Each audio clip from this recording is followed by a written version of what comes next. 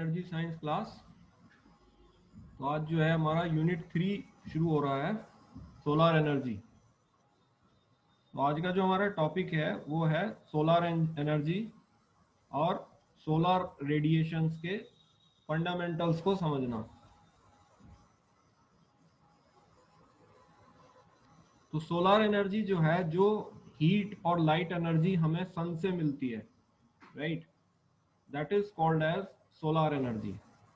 Now question ये आता है कि इस सोलर एनर्जी की एकदम से आदमी को इतनी ज्यादा अहमियत क्यों दिखाई दे गई, राइट। सन तो जब से है, जब से पृथ्वी नहीं बनी थी उससे पहले से है, ठीक है। तो तब तो आदमी को ये सब चीज नहीं दिखाई दे रही थी, बट आज एकदम से ये सोलर एनर्जी की इसको क्यों जरूरत महसूस होती है। तो सबसे पहले हम इस टॉपिक में इसी को स्टडी करेंगे। Solar energy is actually heat and light energy from the sun.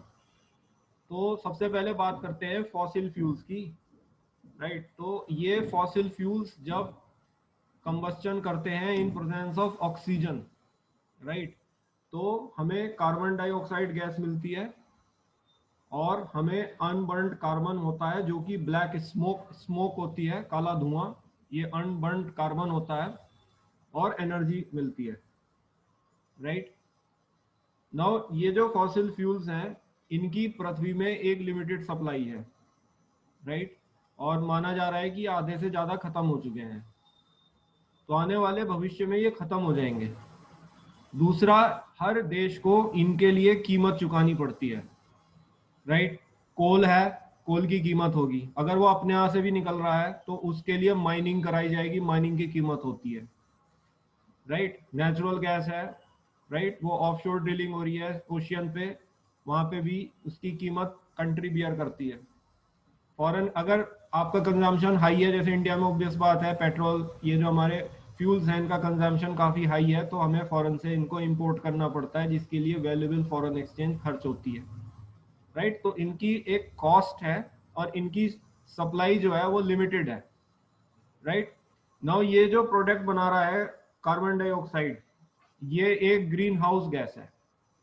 तो ये एक गैस है जो कि एटमॉस्फेयर में जाकर के एटमॉस्फेयर में रहती है, और जो भी अर्थ से रेडिएशन रिफ्लेक्ट होता है उसको ये ट्रैप कर लेती है और स्पेस में नहीं जाने देती है।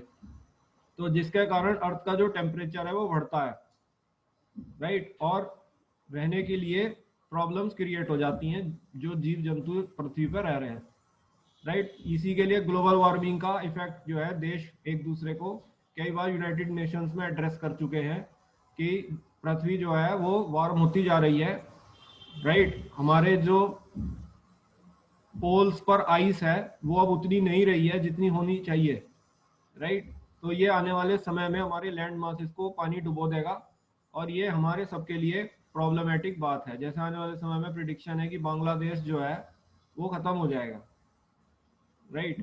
तो हो सकता है आपके बुढ़ापे तक हो ऐसा, बट ऐसी पॉसिबिलिटी है, राइट। तो इसीलिए इन फॉसिल फ्यूल्स को हम ज्यादा समय तक यूज नहीं कर सकते हैं, कार्बन डाइऑक्साइड के कारण भी, और दूसरा ये जो अनबर्न्ड कार्बन ब्लैक स्मोक है ये जो है हमारे पॉल्यूशन करता है एयर में, काला धुआं, राइट। तो हमारे एयर भाई जरूरी है, हम सांस लेते हैं, हवा से लेते हैं, अगर ये हवा हमारे फेफड़ों में जाएगी तो हमें प्रॉब्लम होगी, राइट। तो ये सब कारण है, ये बहुत बड़ा कारण होता है एयर पोल्यूशन का, ना कि दिवाली पे पटाखे चलाने का, ठीक है। These are all coming due to the burned biomass, जो पराली जलती है पंजाब हरियाणा में ड्यूरिंग विंटर, वो पोल्यूशन क्रिएट करती है दिल्ली में, राइट, ना कि पटाखे। तो ये पॉल्यूशन होता है, right.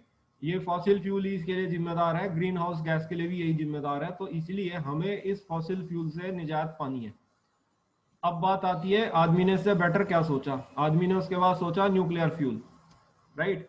So he is thinking about this nuclear fuel, right. तो इस न्यूक्लियर फ्यूल के बारे में हम सोच रहे हैं। तो न्यूक्लियर फ्यूल जो है ये जो जब न्यूक्लियर एनर्जी एमिट होती है तो इसके भी जो वेस्ट है, राइट, वो रेडियो एक्टिव रेडिएशन जैसे कि गामा रेडिएशन जो बहुत हार्मफुल होता है उसको एमिट करते रहते हैं।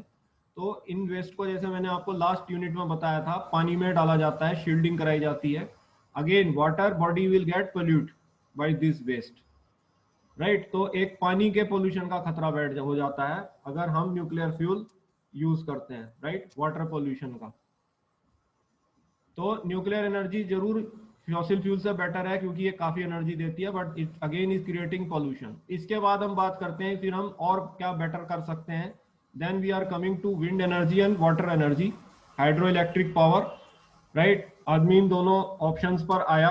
ये दोनों ऑप्शन फ्री हैं, इनके लिए टैक्स नहीं लगता, ठीक है। Wind is there, water is there, right. तो ये फ्रीली अवेलेबल हैं, तो इनको हम फ्री एनर्जी कह सकते हैं। लेकिन इनके साथ एक प्रॉब्लम है कि ये रेडिली अवेलेबल नहीं है। रेडिली अवेलेबल का मेरा मतलब है कि विंड के लिए जरूरी है कि आप ऐसी जगह पर हो जहां पर ऊंची ऊंची बिल्डिंग्स ना हो, राइट। तो आप जो है विंड एनर्जी से यूज कर सकते हैं, उसको इलेक्ट्रिकल एनर्जी में कन्वर्ट कर सकते हैं, but for this you should have a place where there is no buildings, huge structures.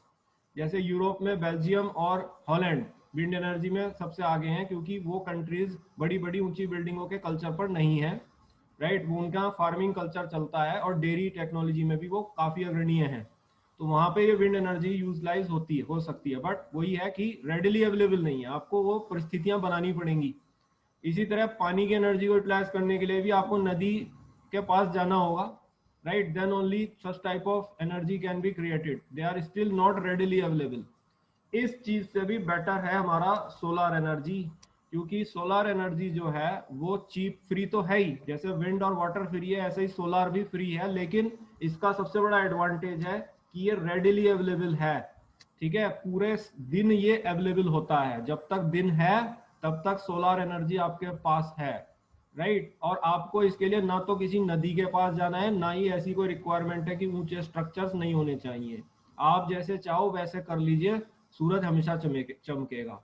तो ये आपकी एक एनर्जी है जो रेडिली अवेलेबल है। और यूनाइटेड नेशन डेवलपमेंट प्रोग्राम की रिपोर्ट के तहत ये कहा गया है कि जो दुनिया का टोटल वर्ल्ड एनर्जी कंजम्पशन है उसका 3 से 10 गुना टाइम्स तक ये सोलर एनर्जी हमें एनर्जी दे सकती है।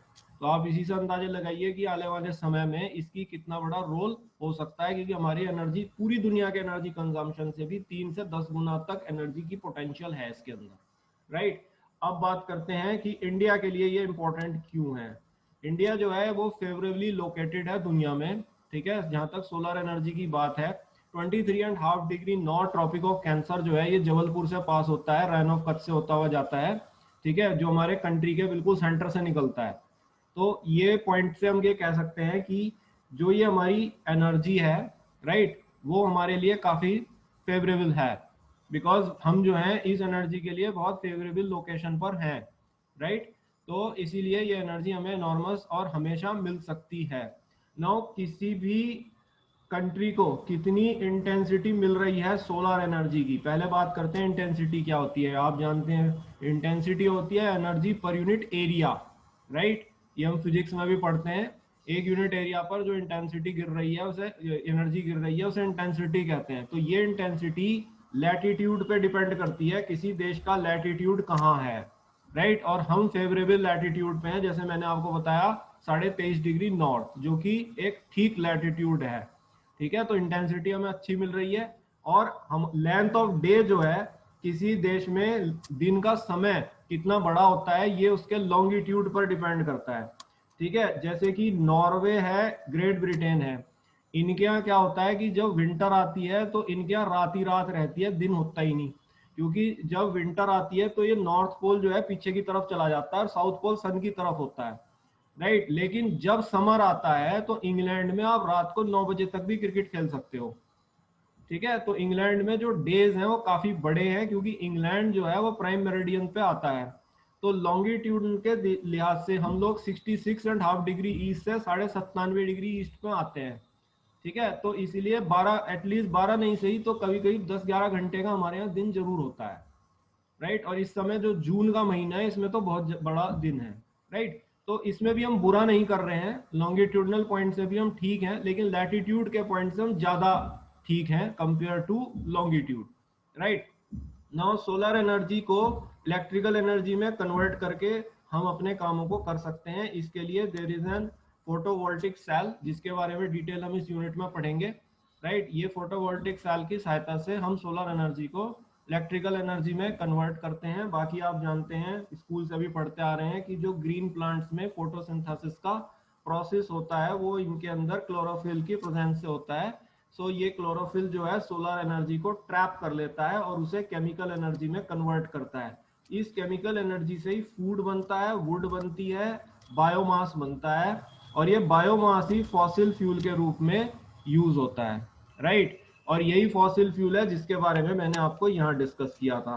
तो एक्चुअली सूरज तो इसकी भी सोर्स है, राइट। बट जब ये ऊपर वाले फ्यूल्स में आपको दिक्कत होनी स्टार्ट हुई, तब आपने इसकी इंपॉर्टेंस को रियलाइज किया कि ये बहुत बहुत इंपॉर्टेंट सोर्स है, राइट। तो ये फॉसिल फ्यूल को जन्म देता है और इसी फॉसिल फ्यूल को जला के हम एनर्जी प्राप्त करते हैं। नाउ जो सोलर टेक्नोलॉजीज हैं जिसको हमें इस यूनिट में डिस्कस करना है, वो दो प्रकार की होती हैं, active technologies and passive passive technologies, right. तो जो एक्टिव टेक्नोलॉजीज हैं, इनको एक्टिव इसलिए कहा जाता है क्योंकि ये सोलर एनर्जी को क्विकली एब्जॉर्ब करती हैं और उसको क्विकली डिस्ट्रीब्यूट करती हैं, एकदम रेडिली कैप्चर करती हैं, रेडिली डिस्ट्रीब्यूट करती हैं विदाउट एनी टाइम लैग। जैसे कि वाटर हीटिंग होती है होटलों में, ठीक है, हमारा जो है पानी गर्म मिलता है गीजरों में, इसमें रूम्स में, होटल के रूम्स में जब भी हॉट वाटर की रिक्वायरमेंट हो तो होटल वाला कहता है सोलार लगा हुआ है जी ऊपर, ठीक है। तो वो सोलार जो है एकदम से उसको रेडिली कैप्चर करके उसको एकदम से डिस्ट्रीब्यूट करता है। ये हमारी एक्टिव टेक्नोलॉजीज हैं। पैसिव टेक्नोलॉजीज वो होती हैं जिसमें हम कुछ स्पेस देते हैं एयर के कन्वेक्शन करंट को जनरेट करने के लिए, ताकि हीट जो है वो एयर के माध्यम से धीमे धीमे डिस्ट्रीब्यूट हो, राइट। तो इस तरीके से हम इसको कुछ स्पेस बनाते हैं एयर के कन्वेक्शन करंट के जनरेट करने के लिए। ये डिफरेंट इसलिए है क्योंकि ये सोलर एनर्जी को स्लोली कैप्चर करते हैं और स्लोली ही उसको डिस्ट्रीब्यूट करते हैं टू अदर पार्ट्स, राइट। तो इस तरह की टेक्नोलॉजीज को पैसिव टेक्नोलॉजीज कहा जाता है। हम ये दोनों तरह की टेक्नोलॉजीज पढ़ेंगे जब हमारा यूनिट प्रोग्रेस करेगा कि in the importance of types of solar cells, ठीक है। So this is about the solar energy. So if you have any question, you can ask me.